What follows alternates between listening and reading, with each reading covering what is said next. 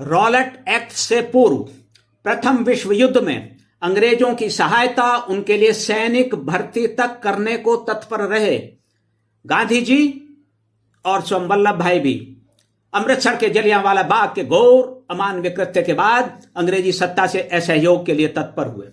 1 अगस्त 1920 ईस्वी को सरकारी स्कूलों, कॉलेजों, न्यायालयों और धारा सभाओं के बहिष्कार, स्मृति चिन्हों और उपाधियों को छोड़ने, विदेश निर्मित वस्तुओं विशेषकर वस्त्रों के त्याग और सरकारी नौकरियों से त्याग पत्र जैसे प्रमुख कार्यक्रमों के साथ असहयोग और स्वदेशी आंदोलन प्रारंभ हुआ।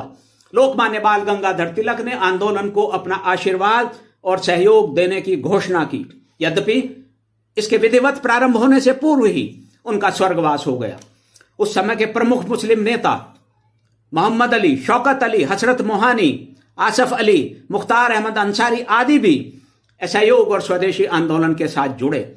उनके साथ जुड़ने का मुख्य कारण टर्की के शासक, जो इस्लामी जगत में एक खलीफा के समान थे, की स्थिति को, जिसे अंग्रेजों द्वारा प्रथम विश्व युद्ध में उनकी पराजय के बाद बदल दिया गया था और इसीलिए टर्की अब अरब, फिलिस्तीन आदि में अनेक मुस्लिम धर्म स्थलों पर अपने अधिकार से भी वंचित हो गया था, यथावत कराने में इस आंदोलन के माध्यम से भारतवासियों का सहयोग लेना था। यही उनकी प्राथमिकता थी। भारत की स्वाधीनता और देशवासियों की आत्मनिर्भरता से जुड़े स्वदेशी की बात उसके बाद थी। गांधी जी ने उनकी बात को मानने का निर्णय लिया। आंदोलन असहयोग और स्वदेशी की अपनी मूल भावना से भिन्न हो गया।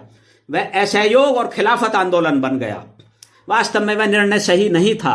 इस प्रकार के निर्णय कई बार राष्ट्र के भविष्य के लिए बहुत ही अहितकारी सिद्ध होते हैं। ऐसा ही इसके संबंध में भी कहा जा सकता है। बाद के देश के राजनीतिक घटनाक्रम से यही बात सिद्ध भी हुई। देश की स्वाधीनता संघर्ष के साथ टर्की के शासक अथवा खलीफा के प्रश्न को जोड़ने का भला क्या औचित्य था। आंदोलन प्रारंभ होने से पूर्व 11 जुलाई 1920 ईस्वी को नडियाद में गुजरात राजनीतिक परिषद की कार्यकारिणी की ऐतिहासिक बैठक हुई। वल्लभ भाई ने उसमें 2 अति महत्वपूर्ण प्रस्ताव पारित कराए। प्रथम, असहयोग कार्यक्रम को पूर्ण सहयोग और समर्थन तथा द्वितीय, गुजरात विद्यापीठ की स्थापना।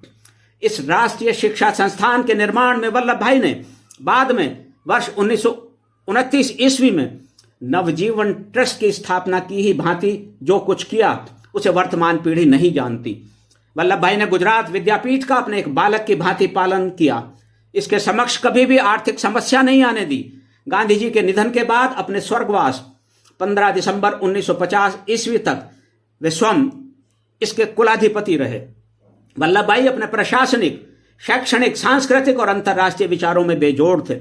लेकिन यह एक विडंबना है कि उनके विचारों और कार्यों से भावी पीढ़ियों के परिचय के उद्देश्य से उनके नाम पर कोई पीठ तक इस संस्था में स्थापित नहीं की गई। वल्लभ भाई राष्ट्र, राष्ट्रीयता, राष्ट्रवाद, राष्ट्रीय संस्कृति और परिपक्व राष्ट्रीय राजनीतिक सोच के पोषक थे।